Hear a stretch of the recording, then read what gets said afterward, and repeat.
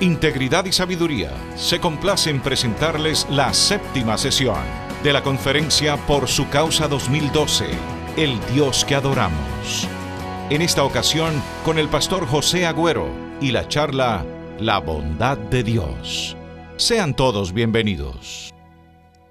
Bueno, es un gozo inmenso estar en esta santa convocatoria que todos los años ya se ha hecho una obligación de respaldar, no solamente en oración, sino en lo que es la administración de la verdad de Dios.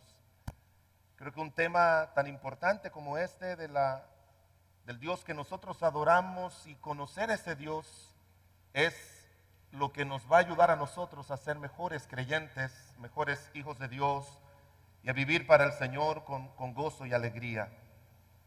Yo creo que este tema también que nos han pedido hablar acerca de la bondad de Dios, nos abre el corazón de Dios. Y es lo que da la fuerza y la firmeza a cada uno de nosotros para poder saber que tenemos un Dios bondadoso, un Dios misericordioso, un Dios lleno de amor, un Dios generoso. Estaba leyendo una historia de un jovencito que vino a la universidad. Y como usted sabe, nuestras universidades autónomas en los países pues tienden a ser universidades ateas que no toman en cuenta a Dios. Y a este jovencito le tocó sentarse en su famosa clase de filosofía. Entonces la profesora en una de las clases comenzó a hablar más de Dios. Y una de las cosas que decía es que Dios no es bueno. Comenzó a hablar de las guerras que se menciona en el Antiguo Testamento. Comenzó a hablar de que porque si Dios es bueno, ¿por qué Él no hace más cosas en favor de la humanidad? Y estaba hablando en contra de la bondad de Dios, en contra de lo bueno que es Dios. Y Él dice, y lo peor es que nos ponen a creer cosas que son ilógicas. Y dijo, por ejemplo, nos han enseñado que tenemos que creer que un hombre llamado Jonás, porque no quiso ir a predicar, Él lo mandó a que lo echaran en el mar. Ese no es un Dios bueno. Y ese jovencito que ya conocía a Dios, levantó su mano en la clase y le dice, profesora, nuestro Dios es un Dios bueno.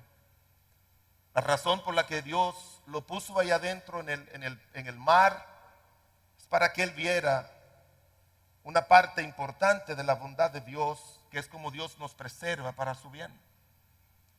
Y luego se sentó y la profesora se enojó más y dijo, es que si no fuera bueno, entonces si fuera bueno no le permitiera caer en el mar y morir. Y él levantó la mano y dice, no, Dios le permitió que una ballena se lo tragara y lo vomitara a la orilla del mar y que él pudiera ir a predicar. Y él le dijo, cuando se sentó, ¿tú crees en ese tipo de mitos?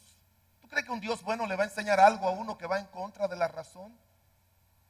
Él se paró y le dijo, profesora, yo creo que la Biblia dice que la ballena se tragó a Jonás.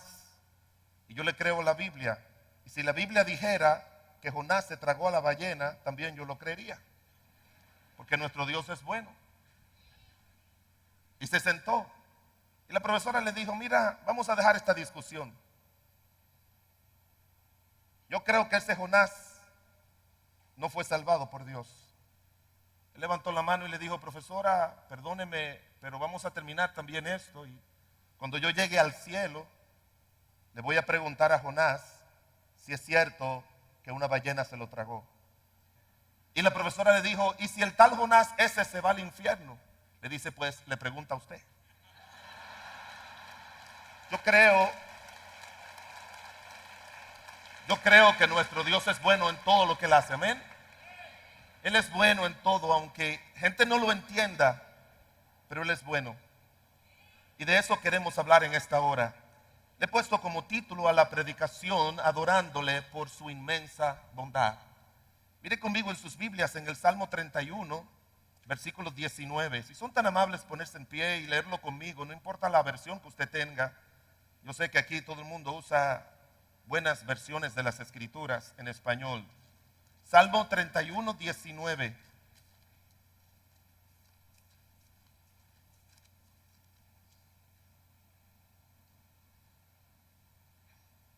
Si lo tienen, léanlo conmigo, por favor. Salmo 31, 19. Aquí vamos. Cuán grande es tu bondad que has guardado para los que te temen, que has mostrado a los que esperan en ti delante de los hijos de los hombres. Eso, si lo pueden leer todos a viva voz conmigo, sería bueno oír la lectura de la Biblia por tanta gente. Aquí vamos, Salmo 31, 19. Cuán grande es tu bondad que has guardado para los que te temen, que has mostrado a los que esperan en ti delante de los hijos de los hombres. Oremos. Señor bueno y misericordioso, te damos gracias, oh Dios. Te damos gracias porque sabemos a quién adoramos. No somos llevados, como dice la Biblia, por los ídolos mudos. Nosotros sabemos a quién adoramos.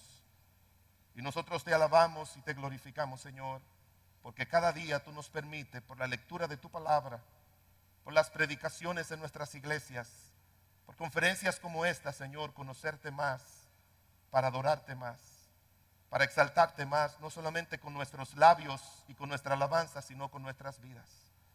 Señor, que tu Espíritu Santo esté tomando control de tu siervo y de cada persona que aquí escucha tu palabra, para que, oh Dios, esta verdad sea impregnada en nuestros corazones, en nuestro carácter, en nuestra personalidad, y brote como brota de tu corazón, Señor. Padre, en tus manos nos encomendamos. Si hay alguna persona que en este lugar está sin Cristo, Señor, que tú le conduzcas a la convicción que trae la conversión, Señor. A ti sea la gloria y la honra en el nombre de Jesús. Amén. Gracias, pueden sentarse. La bondad de Dios nos abre el corazón de Dios.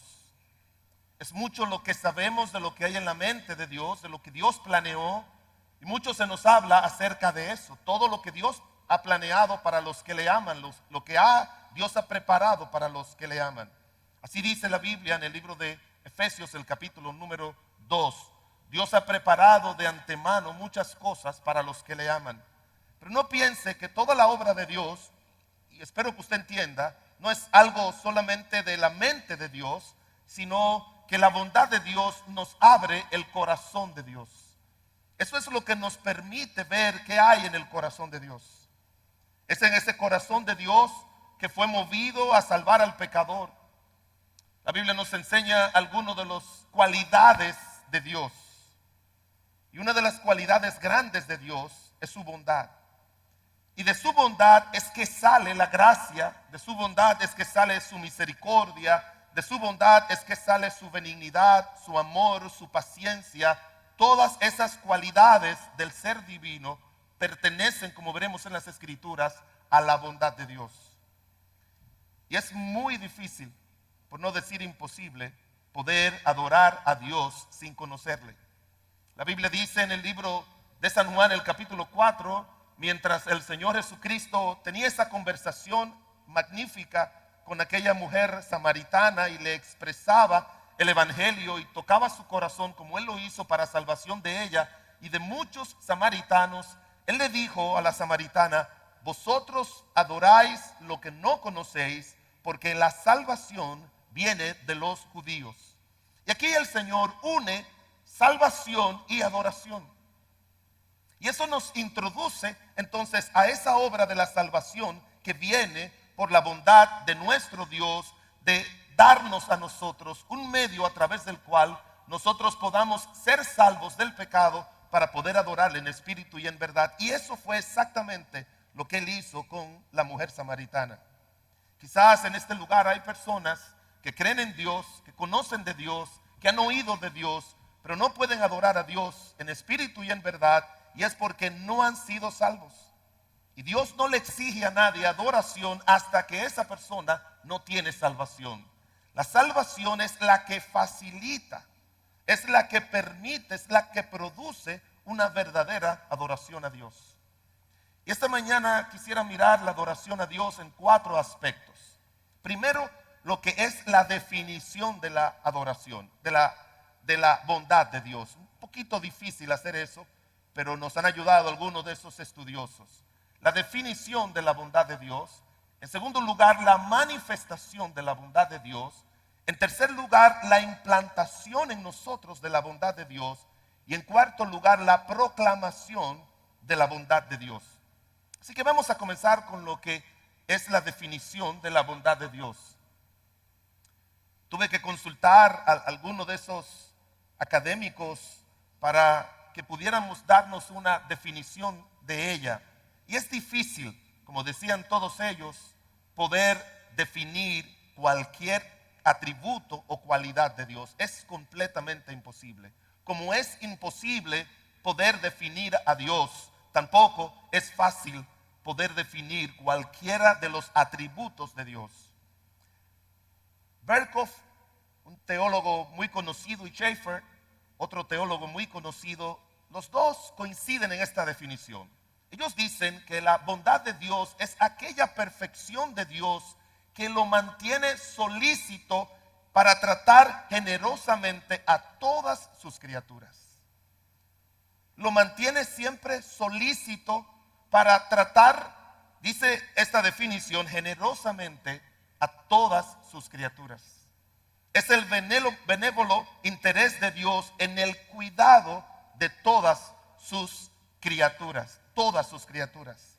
Desde la creación encontramos la manifestación de la bondad de Dios. Dice la Biblia que todo lo que Dios hizo fue bueno.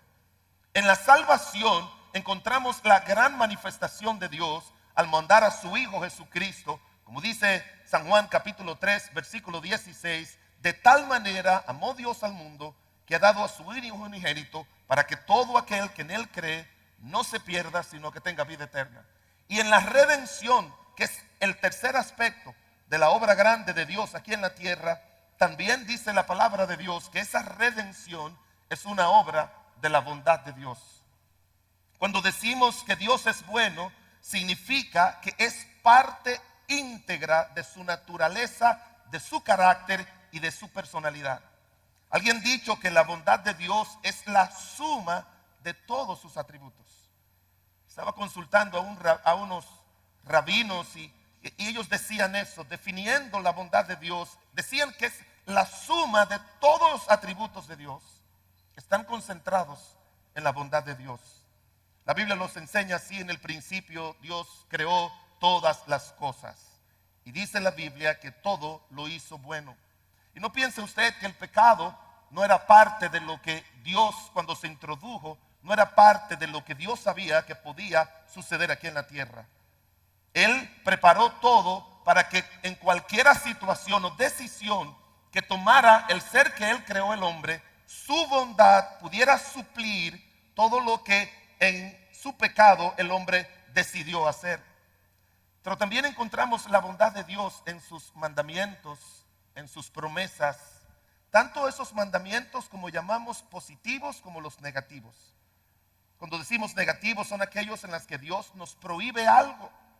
Cuando Dios nos prohíbe algo es un sinónimo de su bondad. Todo buen padre, todo hombre que ama a sus hijos, siempre va a querer lo mejor para sus hijos. Y hermanos, cada prohibición de Dios, usted y yo tenemos que tomarla en cuenta, aún en cosas muy insignificantes. Hoy en día, en muchos lugares donde la obra de Dios está en decadencia, están permitiendo que el cristiano haga lo que quiera y le están mandando a hacer lo que quiera. Y algunas de esas límites que Dios puso lo están quitando porque a ellos les interesa tener un grupo de gente en su iglesia, tenerlas llenas, iglesias que están en decadencia, y quitan los límites de muchas prohibiciones que son buenas para nuestra alma. Hermano, no se olvide que la autoridad final de nosotros no está en una congregación. La autoridad final de lo que tú y yo debemos hacer está en Dios y en su palabra. Porque a Él nos hemos entregado, a Él le pertenecemos. Uno de los problemas que yo sé que tienen muchos de los pastores es que alguien va y me dice: pastor, usted ha enseñado por mucho tiempo que tal cosa no es digna de un cristiano. Y yo le dije: sí, pero yo leí un libro, pastor, que eso no es nada. Y oí una predicación en la internet que eso no es nada. Y vi un predicador en la televisión diciendo que eso no es nada. Y yo le dije, sería bueno que tú leyeras lo que ese predicador creía 40 años atrás, cuando estaba sumergido en la palabra de Dios, cuando sus creencias estaban basadas en la palabra de Dios. Las prohibiciones de Dios, hermanos, son buenas para nuestras almas y tenemos que mantenerla, porque nuestro cuerpo no nos pertenece a nosotros, ni a iglesia ni a pastor, le pertenece al Señor, que es templo del Espíritu Santo. Sería bueno que tú entiendas que esas prohibiciones son parte de la bondad de Dios, que nunca estaremos en una época donde los límites han sido quitados. La Biblia dice en uno de los salmos, si los fundamentos fueran quitados, ¿a dónde iría el justo? Estamos en una época, hermanos, que los fundamentos están siendo removidos, y eso no es una manifestación de la bondad de Dios. Otro aspecto más que encontramos en la Biblia con respecto a la definición de la bondad de Dios es acerca de todas las bendiciones que recibimos de Dios por su bondad. Ahora, ese es otro problema en esta época. Hoy en día estamos amando más lo que Dios nos da que al Dios que nos los da. Y usted y yo tenemos que concentrarnos más en Dios. Hay cristianos que cuando Dios los bendice, se alejan de Dios. Pero las bendiciones de Dios son para acercarnos a Dios. El salmista dice, uno de esos que escribieron los salmos, Asaf, dice que cuando él comenzó a ver cosas, él dudó de la bondad de Dios. Y dice la Biblia que eso lo llevó casi a deslizarse. Y Dios en su amor y misericordia lo guió al entendimiento de que lo que pasa en el mundo no es culpa de Dios, que lo que pasa con los malos no es culpa de Dios. Y cuando él descubrió eso, dice la Biblia, Asaf, en el Salmo 73, versículo 28, por en cuanto a mí, el acercarme a Dios es el bien. He puesto en Jehová el Señor mi esperanza para contar todas sus obras. Cada manifestación de la bondad de Dios tiene que acercarnos más a Dios. La Biblia menciona de 10 hombres leprosos que fueron sanados. Y el Señor le dijo, vayan y preséntese al sacerdote. Hizo lo inverso. Deberían presentarse al sacerdote después de ser sanado, como dice la Biblia en Levítico. Pero el Señor, como muchas veces hizo, los mandó a que fueran a presentarse y que confiaran que Dios iba a hacer la obra en el camino. Pero de los 10, dice la Biblia, que 9 se fueron a sus casas disfrutando de los beneficios de Dios, y solo uno regresó y se arrodilló delante de Dios, de Cristo, y le dio gracias a Dios y le suplicó al Dios del cielo y de la tierra, a Cristo Jesús, que le ayudara, que le bendijera. Y dice la Biblia que ese solo fue, y el Señor extrañó los 9 y dice, no fueron 10, ¿dónde están los 9? Hermanos, el Señor nos extraña cuando nosotros recibimos algo de Él y no vamos y nos arrodillamos y le decimos, Señor, gracias, te amo por lo que ha hecho en mi vida. Dios nos extraña. Él extraña ese agradecimiento que debemos tener constantemente, de acercarnos y quedarnos junto a Él. Yo creo que esa definición de la bondad de Dios nos ayuda a entender el corazón de Dios. En segundo lugar, el libro de Tito, capítulo 3, nos introduce a la manifestación de la bondad de Dios. Así lo dice Tito. Tito, el capítulo número 3, versículos del 1 al 5. Dice la Biblia, recuérdales que se sujeten a los gobernantes y autoridades, que obedezcan, que estén dispuestos a toda buena obra, que a nadie difamen, que no sean pendencieros, sino amables, mostrando toda mansedumbre para con todos los hombres. Porque nosotros también éramos en otro tiempo insensatos, rebeldes, extraviados, esclavos de concupiscencias y deleites diversos, viviendo en malicia y envidia, aborrecibles, aborreciéndonos unos a otros. Pero cuando se manifestó la bondad de Dios, nuestro Salvador, y su amor para con todos los hombres, nos salvó, no por obra de justicia que nosotros hubiéramos hecho, sino por su misericordia, por el lavamiento de la regeneración y la renovación del Espíritu Santo, el cual derramó en nosotros abundantemente por Jesucristo nuestro Señor. Dice el versículo 4 que se manifestó, dice la Escritura, la bondad de Dios. Schaeffer y Berkhoff y Gruden, cuando miran a este atributo de la bondad de Dios, todos llegan a la conclusión de que el amor de Dios, la misericordia de Dios, la gracia de Dios, la paciencia de Dios, la longanimidad de Dios, que fueron los medios que se menciona mucho en las Escrituras por los cuales Dios trajo su salvación, pertenecen, están supeditados a la bondad de Dios. Así lo presentan ellos. Pero mire esto que me agradó tanto cuando lo miré en el diccionario Divine. Hay dos palabras en el idioma griego que son utilizadas y se traducen en nuestro idioma español como bondad o como benignidad. Y mire qué interesante. La primera es una palabra que se llama en griego krestotes. Y dice que es una disposición del corazón bondadosa hacia otros. Y la otra palabra, agathosune, dice que es una actitud bondadosa en favor de ellos, que se manifiesta con hechos concretos. Y yo quiero que usted tenga eso en mente, porque cuando estemos hablando acerca de la implantación de la bondad de Dios, usted tiene que entender lo que el Señor nos dice en el libro de Romanos. El corazón de Dios funciona para nosotros de esta manera. Primero, Dios tiene una actitud permanente de buscar nuestro bien. Su corazón está dispuesto. Cuando el apóstol Pablo le escribe a los hermanos de Corinto, diciéndoles, recordándole que se habían comprometido para dar una ofrenda para los necesitados, él le dice, si está la voluntad dispuesta, está diciéndole, tiene que haber una disposición del corazón que nos impulse a hacer actos concretos en favor de otros. Y esa es la combinación de estas dos palabras. Una actitud bondadosa, generosa, buena de Dios, pero eso no se queda solamente en pensamientos y sentimientos y en emociones. Eso se traduce con esa otra palabra, agathosune, en una actividad bondadosa en favor de nosotros. En otras palabras, Dios no solamente siente amor por nosotros, sino que concretiza su amor hacia nosotros. ¿De qué manera? Con todos los actos que la divinidad sabe que nosotros necesitamos para vivir en esta tierra. Dios realiza actos concretos para el bien de todas sus criaturas como una manifestación de esa naturaleza de Dios, que es una naturaleza bondadosa, muy bondadosa. Y mire lo que nos dice este versículo del libro de Tito, hablando de cómo Dios ha hecho y ha traído su bondad para traer el remedio completo al pecador en sus pecados. Mire lo que dice Tito capítulo 3 y el versículo número 3.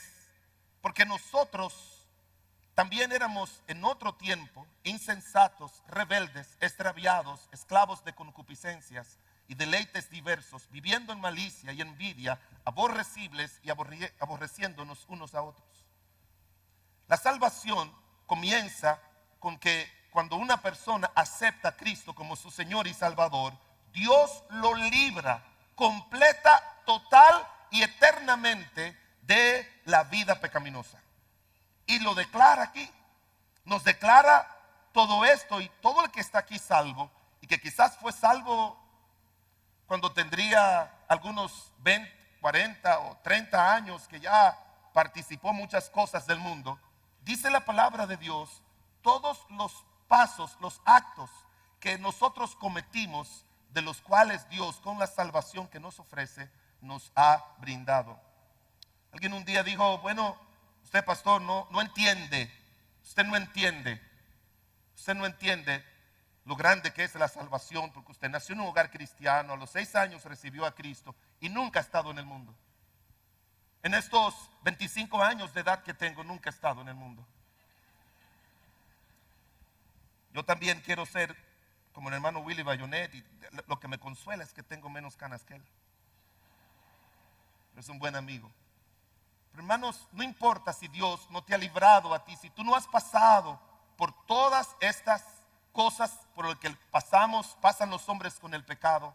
Yo le doy en mis rodillas, en mis oraciones a Dios todos los días: Señor, gracias por salvar a mi papá, que sí pasó por todo eso, y librarlo de todo eso. Y gracias a mí, Señor, que me salvaste y no pasé por nada de eso.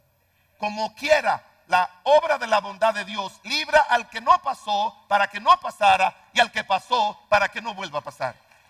Esa es la obra completa de la bondad de Dios. Te libra. Y tú, aunque no hayas pasado por eso, la Biblia dice que al que perdonó poco, poco ama. Y al que perdonó mucho, mucho ama. Déjeme decirle, pensando en este pasaje, pudiera decir que Dios no me perdonó muchas cosas. Pero créame que Él me perdonó muchas cosas a mí, que por la gracia de Dios me libró de que yo cometiera. Como quiera, yo amo a mi Dios como si yo hubiese estado en el fango, y Él me sacó y me rescató porque me dio el privilegio de no pasar por ese fango del pecado. Y como quiera, tú y yo, sea que nos haya perdonado poco o mucho, tenemos que amar a nuestro Dios con todo nuestro corazón y adorarle para siempre. La Biblia también dice en el versículo 5 de Tito, dice: nos salvó no por obras de justicia que hubiésemos hecho, sino por su misericordia. La otra cosa que Dios hace es que Dios nos libra de la condenación. La misericordia de Dios nos libra de la condenación. El doctor Warren Wiersbe, alguien que consulto mucho por su manera sencilla de traer las verdades profundas, él dice que por la misericordia de Dios, Dios no nos da lo que merecemos, y que por la gracia de Dios, Dios nos da lo que no merecemos. Creo que es una combinación maravillosa de que Dios, en su amor y misericordia, por su misericordia, nos ha librado a nosotros de la condenación en el infierno. Y eso, hermanos, tenemos que agradecerle a Dios el resto de nuestras vidas. Cuando tú te arrodilles a orar y a decirle a Dios: Señor, te amo, no es solamente porque me vas a llevar al cielo, te amo porque me ha librado del infierno. Y eso es suficiente. Eso es suficiente. Y si tú no tienes a Cristo en esta mañana, el Señor quiere librarte del infierno y darte la vida eterna. También dice este versículo otra obra que produce la gracia, la obra de Dios por su bondad y su salvación. En el versículo 5 dice: sino por su misericordia, por el lavamiento y por la regeneración y la renovación del Espíritu Santo. No solamente nos libra de nuestros pecados, no solamente nos libra de la condenación, sino que por la regeneración nos da una nueva naturaleza. Una naturaleza nueva que solamente puede venir de Dios. Me agrada mucho ese versículo que todos conocemos. De modo que si alguno está en Cristo, nueva criatura es. Las cosas viejas pasaron y todas son hechas nuevas. ¿Y sabe lo que dice el siguiente versículo? Y todo esto viene de Dios. Todo esto es una obra de la bondad de Dios. En el versículo 5 también y 6 nos dice que no solamente Dios nos regenera, sino que pone el Espíritu Santo en nuestros corazones para que esa regeneración se mantenga hasta la redención. En Efesios 1:13 dice la Escritura: en Él también vosotros, habiendo oído la palabra de verdad, el evangelio de vuestra salvación, y habiendo creído en Él, fuisteis sellados con el Espíritu Santo, que es las arras de nuestra herencia hasta la redención. El Espíritu Santo no viene y se va. El Espíritu Santo se queda para que cada día Él vaya perfeccionando en nosotros esa obra de regeneración. Oh, hermanos, tenemos que depender mucho del Espíritu de Dios. Tenemos que clamar a Dios para que su Espíritu nos mantenga esa regeneración constante que nosotros necesitamos. Como dice la Biblia, que Él nos va transformando. 2 de Corintios 3:18. Él nos transforma, el Espíritu de Dios, a la imagen de Cristo. Y eso es lo que Él quiere hacer. La obra del Espíritu Santo no concluye cuando nosotros somos salvos, sino que comienza. Y por último, dice la Biblia ahí en Tito capítulo 3 y el versículo número 6, dice: el cual derramó en nosotros abundantemente por Jesucristo nuestro Salvador, para que justificados por su gracia viniésemos a ser herederos. Lo último, dice la Biblia, de la obra completa de la bondad de Dios, es cuando nosotros seamos herederos y estemos sentados allá arriba con el Señor en la gloria. Es una obra completa. Comienza con librarnos de nuestra vida pecaminosa a través de la provisión de la sangre de Cristo. Sigue librándonos de la condenación. Nos da una nueva naturaleza por la regeneración. Pone a morar su Espíritu Santo en nosotros y Él un día nos va a llevar al cielo para que nosotros heredemos todo lo bueno que Dios ha preparado para los que le aman y le temen. Y qué bueno es nuestro Dios, amén. Nuestro Dios es bueno y bondadoso al traer salvación. Romanos capítulo 2 es otro versículo que nos conduce a nosotros a entender más lo que es la manifestación de la bondad de Dios para salvación. Romanos el capítulo 2, versículos del 1 al 4. Por lo cual eres inexcusable, oh hombre, quien quiera que seas tú que juzgas, pues en lo que juzgas a otros, a otro te condenas a ti mismo, porque tú que juzgas haces lo mismo. Mas sabemos que el juicio de Dios contra los que practican tales cosas es según verdad. Y piensas esto, oh hombre, tú que juzgas a los que tal hacen y haces lo mismo, que tú escaparás del juicio de Dios. ¿Tienen el versículo 4? ¿Sí tienen? Léanlo conmigo, por favor, todos juntos. Aquí vamos. O menosprecias las riquezas de su benignidad, paciencia, longanimidad, ignorando que su benignidad te guía al arrepentimiento. Diríamos que es suficiente con que Dios haya mandado a su Hijo Jesucristo a morir en la cruz del Calvario, que nuestro Señor Jesucristo fue crucificado y que su sangre fue derramada, y que desde los primeros años de la era cristiana todo el mundo recuerda como un legado permanente que nuestro Señor Jesucristo murió en la cruz del Calvario y se celebra en el mundo entero desde hace muchos siglos en lo que llamamos Semana Santa, y se recuerda que nuestro Señor Jesucristo nació en Belén de Judá por nuestros pecados. Eso lo recuerda todo el mundo. Y que sepan a través de la predicación toda la obra que mencionamos en Tito que el Señor hace. Pero ¿sabe usted, hermanos? El pecado ha hecho tanto daño en el pecador que pudiéramos decir que el conocimiento de eso no es suficiente para un pecador endurecido. ¿Y sabe lo que ha tenido que hacer Dios? Dios ha tenido que utilizar todos sus recursos para guiar al pecador al arrepentimiento. Mire, aquí hay 3 palabras muy significativas en este versículo 4. Primero menciona la benignidad de Dios. Y otra vez, esa palabra aquí significa una disposición buena del corazón de Dios y del mensaje de Dios. En segundo lugar, utiliza la palabra paciencia.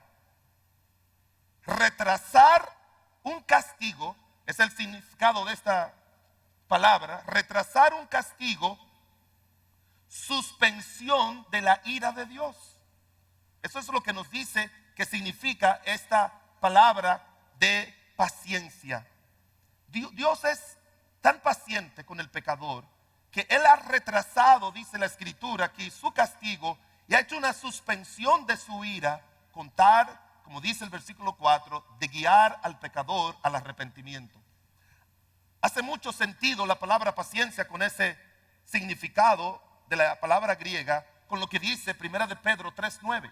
El Señor no retarda su promesa, según algunos la tienen por tardanza, sino que es paciente para con nosotros, no queriendo que ninguno perezca, sino que todos procedan al arrepentimiento. Otra vez, aquí menciona que Dios ha tenido que emplear todos y cada uno de sus atributos para guiar al pecador endurecido, guiarlo al arrepentimiento, al punto tal de que no solamente Él ha retrasado el castigo y el juicio, sino que también ha retrasado su venida. Mientras tú y yo decimos, Señor, ven pronto, como dice en el libro de Apocalipsis, hay un grupo grande quizás de ángeles que dice, no vaya ahora, Señor, todavía faltan pecadores para salvar. Porque según ese versículo dice, el Señor no retarda su promesa, sino que es paciente. Porque Él no quiere que ninguno perezca, sino que todos proceden al arrepentimiento, como dice la Biblia. Y el otro pasaje, la otra palabra en Romanos el capítulo 2, versículo 4, es la palabra longanimidad. Y también es otra palabra que el significado es una actitud clemente sin límites. Así lo define Vine en su diccionario de palabras, diccionario expositivo de palabras del Nuevo Testamento.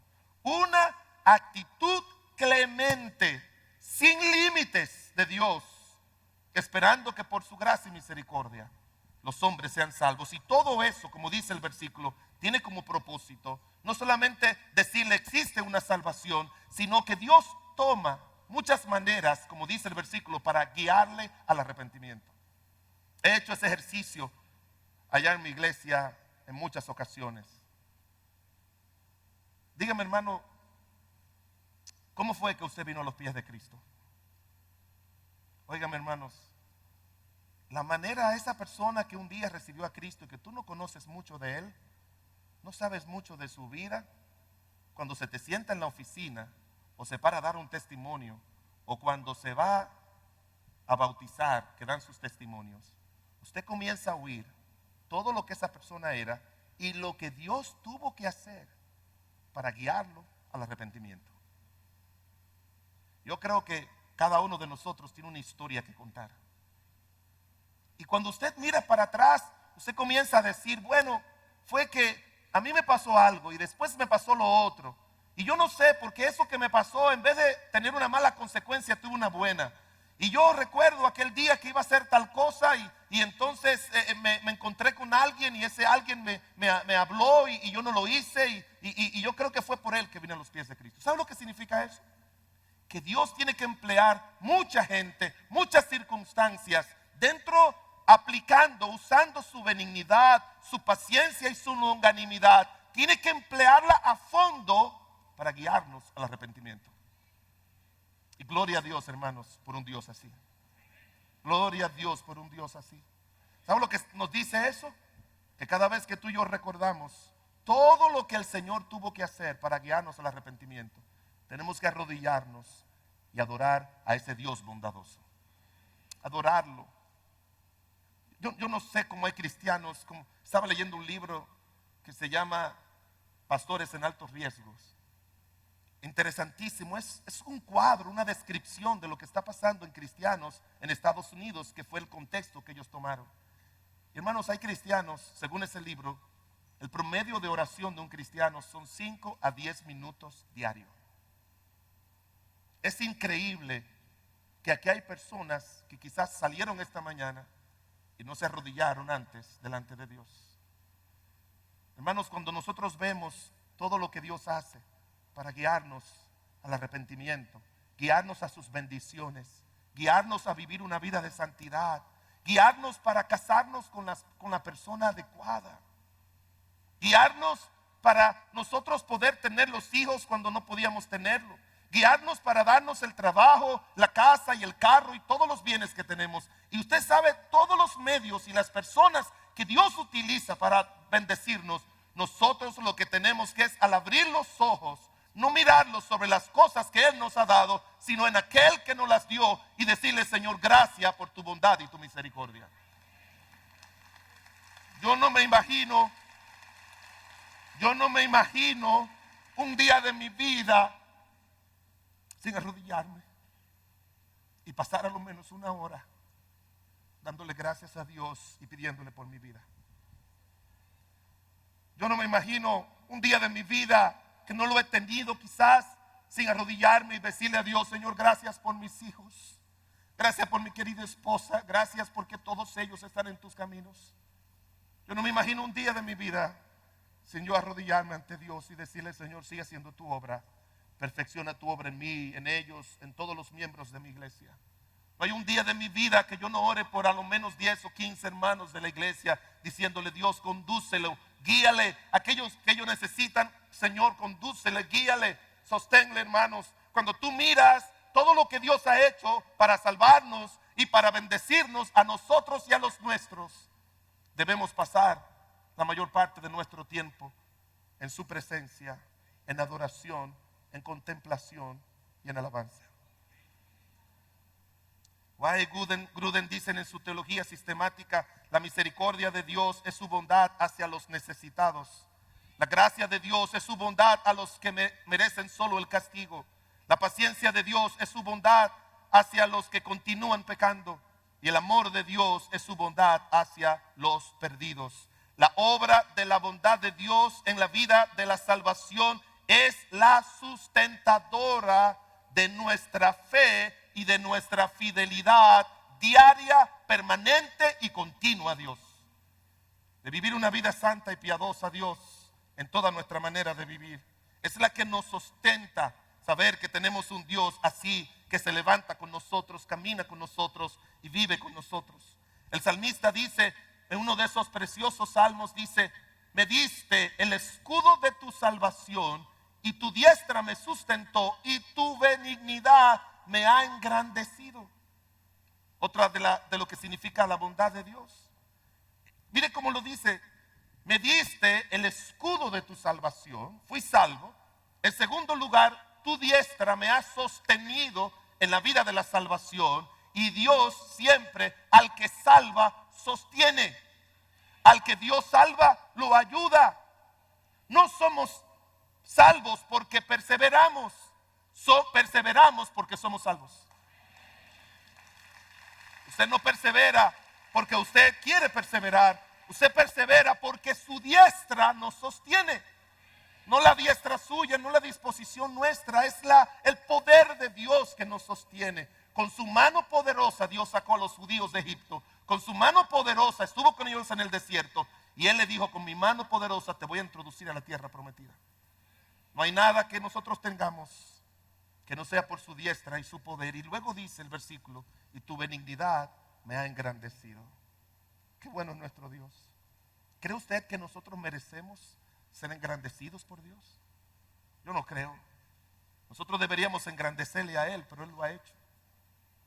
Hemos visto la definición de la bondad de Dios y también la manifestación de la bondad de Dios. Acompáñeme Romanos 15:14 para que veamos la implantación de la bondad de Dios en nuestras vidas.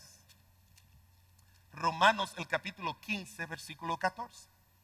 Todos los estudiosos dicen que dividen varias clasificaciones, dividen los atributos de Dios de diferentes maneras. Me gusta uno que lo dice que son los atributos de Dios incomunicables, como es la omnipotencia de Dios, la omnisciencia de Dios, la omnipresencia de Dios, que Dios es infinito, que Dios es eterno. Ellos dicen que esos y otros más son atributos incomunicables. Y después dicen cuáles son los atributos comunicables. Y ahí incluyen la bondad de Dios, el amor de Dios, la misericordia de Dios, la paciencia de Dios. Y yo creo firmemente que la bondad de Dios, por lo que encontramos en la Biblia, es un atributo comunicable. ¿Qué significa eso? Que no solamente Dios quiere que sea parte de su carácter, de su persona y de su corazón, sino que Él quiere que también la bondad de Dios sea parte de nuestro carácter, de nuestra personalidad y que esté muy activa en nuestros corazones. Mira lo que dice Romanos 15:14. Pero estoy seguro de vosotros, hermanos míos, de que vosotros mismos estáis llenos de bondad, llenos de todo conocimiento, de tal manera que podéis amonestaros los unos a los otros. ¿Para qué Dios implanta su bondad en nosotros? Mire, para nuestro propio bien no la necesitamos. No ha sido implantado la bondad de Dios para nuestro personal bien. Para nuestro personal bien nos basta la provisión de la bondad de Dios hacia nosotros.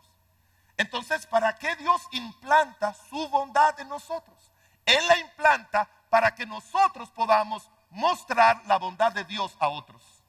Por eso Él dice aquí: ustedes están llenos de toda bondad, de tal manera que pueden ayudarse unos a otros.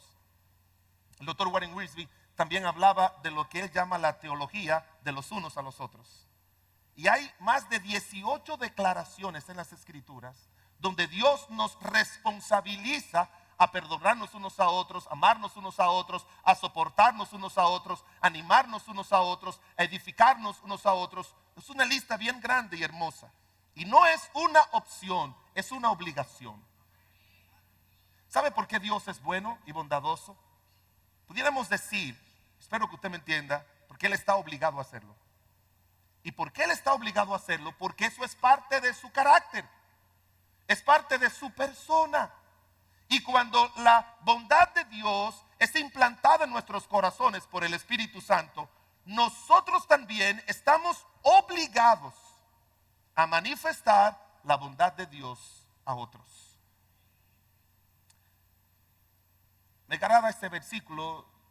Yo soy muy especial o particular cuando estoy interpretando, mirando algunos versículos de la Biblia. Particularmente, lo creo firmemente así lo veo en las Escrituras. El orden en la que Dios presenta las cosas tiene mucha importancia. Por ejemplo, en 2 de Pedro dice la Biblia que añadid a vuestra fe virtud.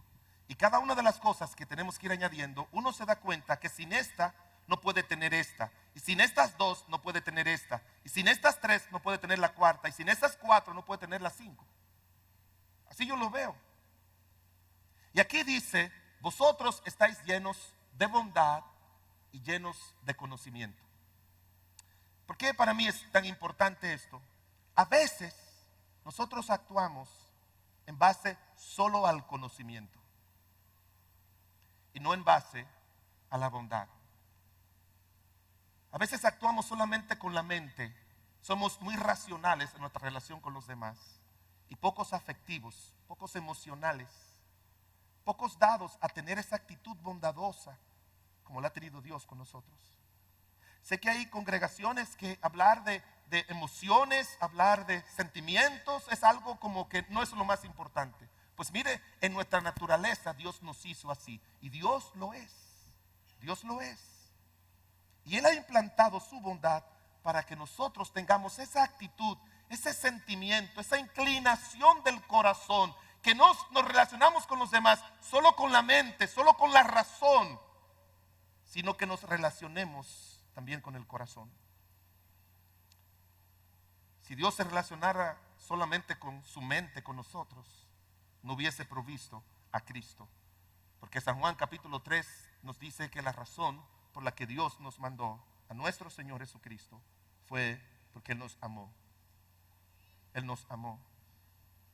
Me agrada también una porción que aparece en 1 Corintios 8, cuando el apóstol Pablo, hablando acerca de cómo debe estar en el corazón de los hermanos de Corinto, que tenían tantos problemas, divisiones y tantos conflictos los unos a los otros, él le dice lo siguiente: en cuanto a lo sacrificado a los ídolos, sabemos que todos tenemos conocimiento.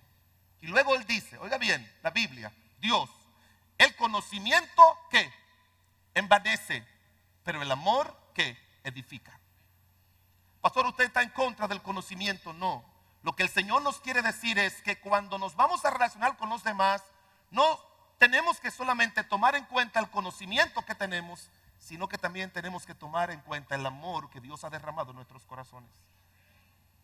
Si usted solamente se lleva del conocimiento, usted no va a ayudar a nadie. Si Dios hubiese llevado de que somos pecadores y que no merecíamos nada, Dios no nos hubiese ayudado.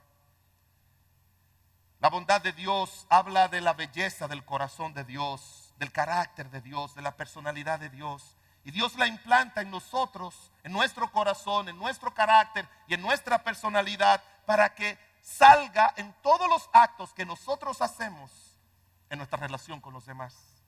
Solamente quiero mostrarle 3 ejemplos para que usted vea. Recuérdese que la bondad de Dios incluye el amor de Dios, la gracia de Dios, la misericordia de Dios, la paciencia de Dios. Y esas 4 cosas Dios nos las implanta a través de su bondad para que la manifestemos a otros. Y solamente quiero tomar una sola, que es la misericordia de Dios en nuestra relación con los demás. Hay una frasecita que aparece mucho en el Nuevo Testamento, dicha por nuestro Señor Jesucristo. Por ejemplo, Dios implanta su bondad para movernos a mostrar misericordia con el prójimo cuando lo veamos en gran necesidad. No vamos a buscar el texto, pero en Lucas, el capítulo 10, versículo 29 al 35, menciona aquella famosa parábola del hijo pródigo, del buen samaritano. Y dice la Biblia que este hombre cayó herido y por el lado pasó un levita y pasó un sacerdote. Lo miraron y ¿qué? Y siguieron. Eran gente, y hermano entiéndame, eran gente que conocían la palabra de Dios, ¿sí o no? El levita la conocía y el sacerdote la conocía. Pero ellos actuaron, cuando vieron a este hombre tirado ahí, actuaron en base a su conocimiento que tenían. Bueno, primero es un samaritano. Y los judíos, los samaritanos, según nuestra tradición, según el Talmud, según todo, no nos llevamos. En segundo lugar, ¿quién sabe lo que ese hombre hizo? ¿No es cierto que mucha gente comienza a razonar cuando vamos a ayudar a alguien? Comienzan a razonar, comienzan a pensar si se lo merece o no. Pero pasó un hombre, un samaritano. ¿Y sabe lo que dice la Biblia? Que fue movido a misericordia. Tenía un corazón igual que el de Dios. Y ese fue que lo ayudó.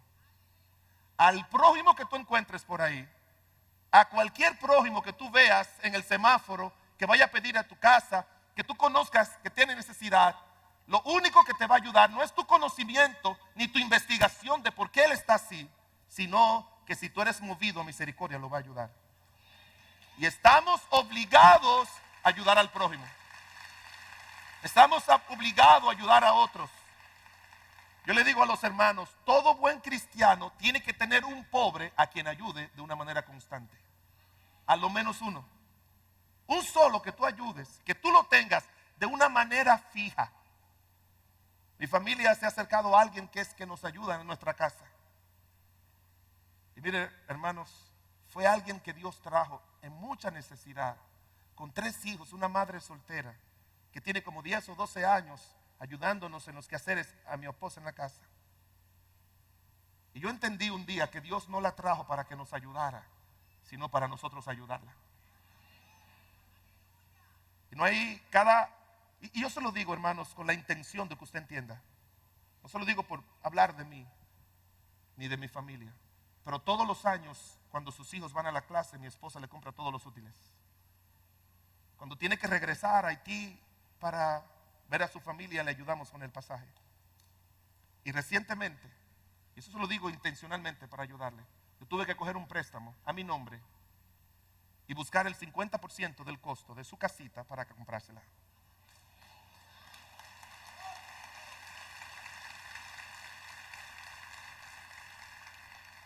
Estaba hablando con el hermano Adolfo Betance y él ha hecho lo mismo también. Esa gente que está a nuestro lado no está ahí para que nos ayude, hermanos, está para que nosotros le ayudemos.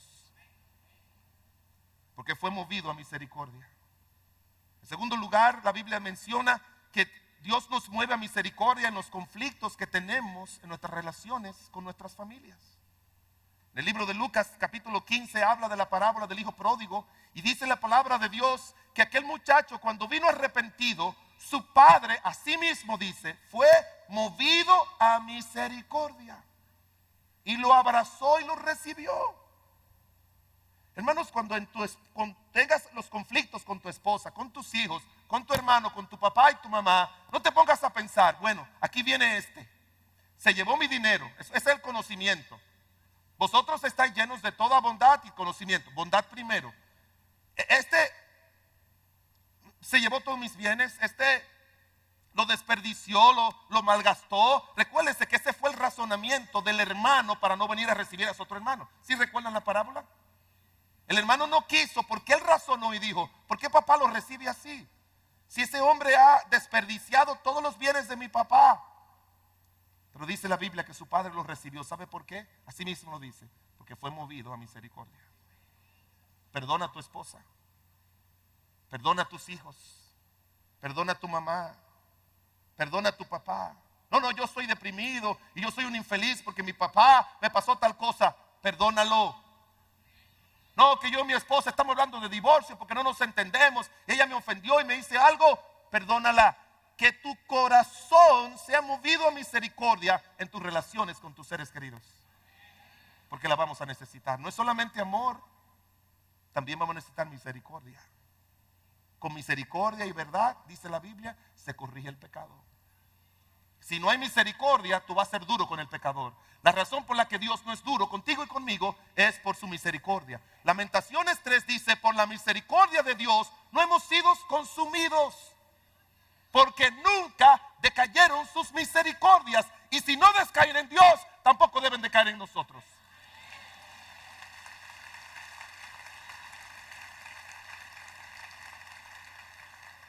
La Biblia dice en 1 de Pedro 4:8 que el amor cubrirá multitudes de faltas.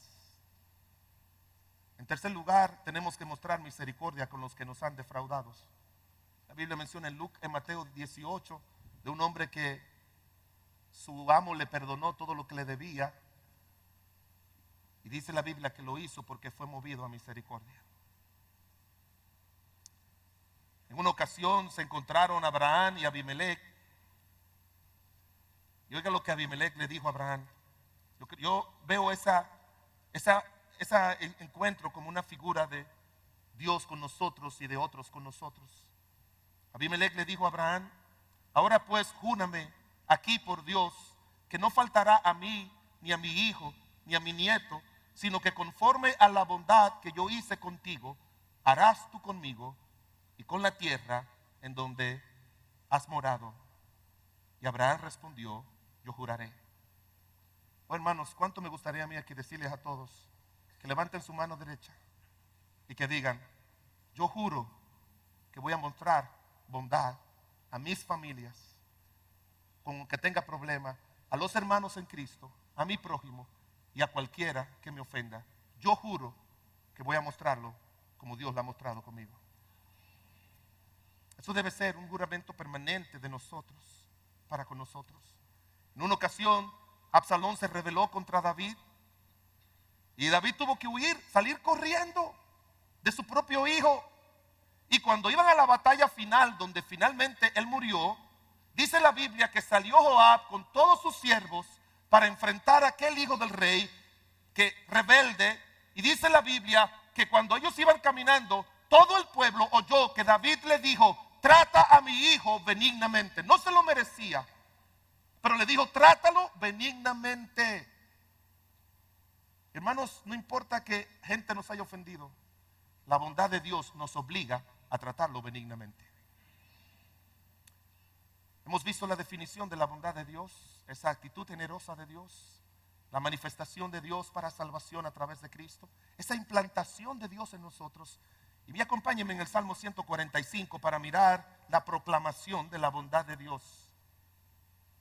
Salmo número 145, versículos 6 al 9.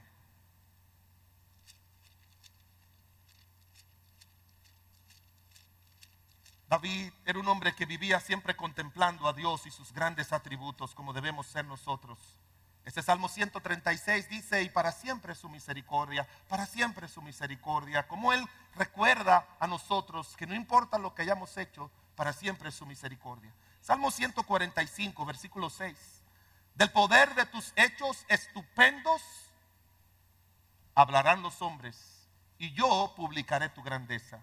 Proclamarán la memoria de tu inmensa bondad y cantarán tu justicia. Clemente y misericordioso es Jehová, lento para la ira y grande en misericordia. Bueno es Jehová para con todos, y sus misericordias sobre todas sus obras. El cuarto aspecto, hermanos, es que nosotros estamos obligados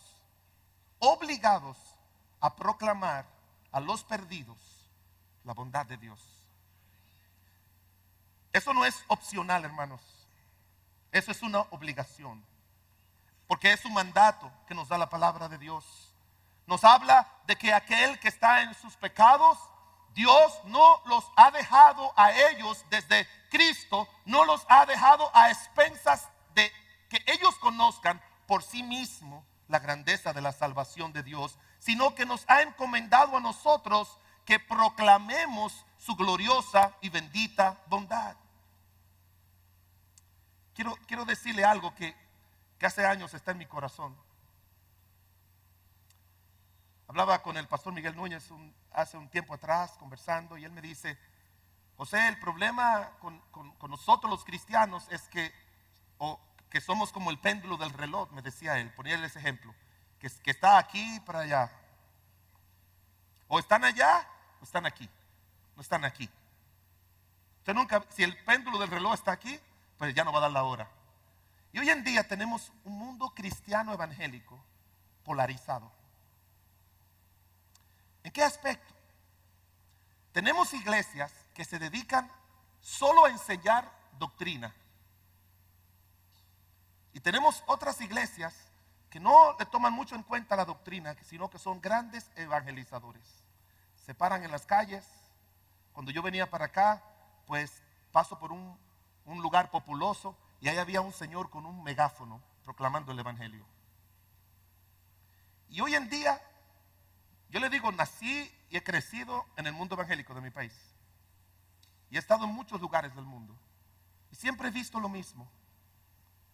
Unos muy fuertes en la doctrina, otros muy fuertes en la evangelización. El teólogo más grande que encontramos en el Nuevo Testamento después de Cristo fue Pablo. Y el evangelizador más grande que encontramos en el Nuevo Testamento después de Cristo fue Pablo. Él tenía las dos cosas juntas. Hermanos, las dos tienen que caminar juntas. Las dos. El evangelio sin doctrina debilita el evangelio. Y la doctrina sin el evangelio limita el evangelio. Conocí una vez una congregación que cuando comenzó revolucionó su comunidad con la predicación del evangelio. Salían a repartir tratados, campañas evangelísticas, tenían todo lo que tú te imaginas con tal de buscar a los perdidos, y en poco tiempo esa congregación creció de una manera increíble. Con el paso del tiempo se pusieron más contemplativos, más estudiosos, y llegaron a la conclusión de que eso no era necesario. Y ahora ni evangelizan, ni reparten tratados, ni tienen campañas evangelísticas, no hacen ningún esfuerzo por alcanzar a los perdidos. Y qué dolor en mi corazón cuando yo veo eso. No es que tal versículo se interpreta así. No, hermanos, oiga lo que escribió alguien. Si complicas la interpretación, va a encontrar razones para la desobediencia. Eso es una gran verdad. Si tú complicas la interpretación de cualquier verdad bíblica, tú vas a encontrar razones para la desobediencia. Y déjeme decirle que el primer mandato del Señor aquí a la tierra a los discípulos fue: id y predicad el evangelio a toda la criatura. Ese fue su primero y debe ser el primero en nuestras vidas. Los apóstoles no sabían nada de teología, no sabían nada de soteriología, no sabían nada de escatología, no sabían nada de eso, pero sí sabían evangelizar. Sí sabían eso. Y eso es lo que tenemos que hacer nosotros hoy en día, llevar el evangelio. Yo he oído un refrán que no me agrada. Yo no sé si decir, pero bueno, no voy a dar detalles. Pero hay un refrán que quizás usted lo ha oído. Dicen que un buen cristiano tiene que tener la cabeza de un bautista. ¿Lo han oído ese refrán? Levántame la mano a ver si no estoy diciendo nada que Miguel después me llame la atención. Pero lo digo porque todos los conocemos. Dicen que un buen cristiano tiene que tener la cabeza del bautista, el corazón de un pentecostal y los pies de un testigo de Jehová. Así dicen.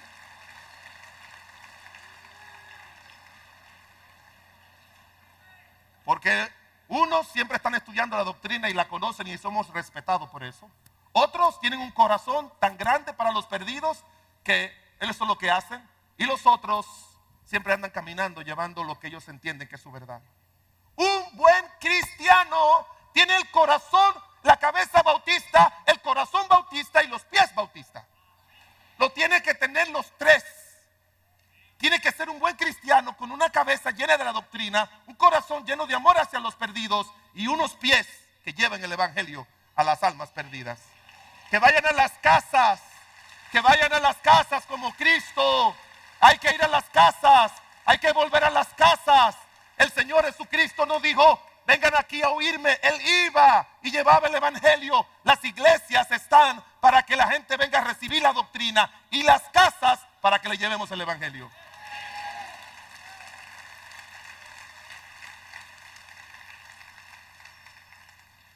Mi conclusión con respecto a esto es que Dios no nos llamó a ser teólogos, sino testigos. Y testigos de Él. Y espero que usted entienda lo que voy a decir, lo digo con mucho amor y respeto. La iglesia se encarga de ganar a los perdidos y Dios se encarga de salvar a los elegidos.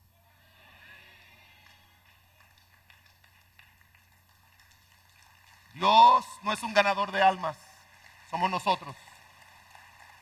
Póngaselo en la cabeza. Déjenle los elegidos a Dios y Dios nos ha dejado a nosotros los perdidos. Y usted y yo tenemos que llevar y proclamar que esa bondad de Dios está abierta para que todo aquel que en Él cree no se pierda, sino que tenga la vida eterna. Y Dios que se encargue de salvar a los elegidos. Pero no le deje a Dios lo que Dios nos ha dejado a nosotros. Alguien escribió y dijo, cuando Dios manda, Dios demanda. Si Dios nos ha mandado a predicar, Él nos va a demandar. Y le dijo a Ezequiel, mira, hijo del hombre, yo te he puesto. Si el pecador se muere por su pecado, allá él. Pero si tú no le dices, yo demandaré tu sangre. No pude estar el jueves aquí como tanto lo deseaba, porque ya tenía un compromiso que le había dicho el pastor de una conferencia preciosísima en San Luis Potosí, en México, de misiones. Y estaba extenuado por que acostarse tarde, levantarse temprano, predicar. Habían muchos predicadores. Tuve que predicar varias veces y el viernes en la noche me acosté como a las 1 de la madrugada y a las 4 ya estaba despierto para venir. Yo no duermo casi en avión y tenía que tomar 3 aviones. Cuando llegué a Miami para tomar el avión de aquí, yo ya estaba extenuado, cansado, había estudiado, había leído, había orado. Pero mientras estaba esperando, porque hubo un retraso, le oré a Dios y le dije, ay Señor, ponme al lado de alguien a quien yo pueda testificarle. Ponme al lado de alguien.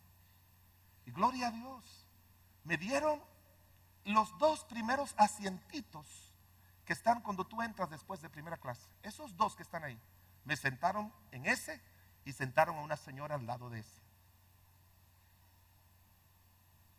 Cuando yo me senté, comencé a orar a Dios, a decirle, ay Dios mío, por favor guíame para testificarle de Cristo. Y traía mis libros que me gustan leer del doctor Tozer, mi autor favorito. Y los puse ahí y dije, bueno, no puedo ser fanático, tengo que esperar que por lo menos nos acomodemos, que se ponga el cinturón, que el avión arranque para predicarle. Pero ella vio en los libritos de Tozer y me dijo, ¿son cristianos esos libros? Sí, digo yo, ya se embromó esta. Ya. Cayó en el gancho esta. Ya. Y desde que se comenzó a mover el avión hasta aduana, yo le estuve hablando y guiándole a Cristo como su Señor y Salvador. Tú tienes que tener la intención de saber por qué Dios te ha dejado y te ha puesto donde está. Y es para que tú y yo, como dice Cristo, seamos sal de la tierra y luz del mundo. Y para que le prediquemos la palabra de Dios. En una ocasión una hermana de la iglesia me invitó y me dijo, pastor, yo quiero que usted vaya a mi casa, que mi esposo, que no es cristiano, y todas mis familias se van a reunir.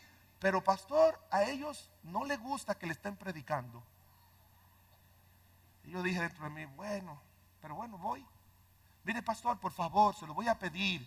No le predique, déjelos tranquilos. Solamente le voy a pedir que ore por la comida y ya. ¿Está bien? Llegó el momento de orar por la comida y yo cerré mis ojos y dije, Padre celestial que estás en los cielos, santificado sea tu nombre. Gracias por estos alimentos que tú nos has dado. No lo merecemos, Señor, porque somos pecadores. Romanos 3:23 dice que la paga del pecado es muerte, Señor. No merecemos que tú nos des estos alimentos, porque dice la palabra de Dios que un día tú vas a traer juicio sobre esta tierra. Pero Señor, gracias por tu amor, que aun siendo pecadores, Cristo murió para salvarnos. Y con esta boca que vamos a comer, tu palabra dice que si confesares con tu boca que Jesús es el Señor y creyeres en tu corazón que Dios le levantó de los muertos, serás salvo. Amén. Amén. Yo que no le predique, no, yo le voy a predicar. Yo no sé qué va a pasar con ellos, pero yo les voy a predicar. De la manera que sea, Pero le voy a decir que Jesucristo murió por ellos en la cruz del Calvario. Finalizo con esto. Es imprescindible conocer la bondad de Dios para poder adorarle en espíritu y en verdad. Es imprescindible manifestar la obra de la bondad de Dios en todos los actos de nuestras vidas para que los que nos rodean adoren a Dios en espíritu y en verdad. Es imprescindible proclamar la bondad de Dios para que los perdidos sean salvos y adoren a Dios en espíritu y en verdad. La verdadera adoración es el resultado de la comprensión espiritual y vivencial y personal de la inmensa obra de la bondad de Dios. William MacDonald dijo en su libro Único en Majestad: si tan solo nos detuviésemos para meditar en las muchas evidencias de su bondad en nuestras vidas, adoraríamos más y seríamos más agradecidos. Que Dios le bendiga.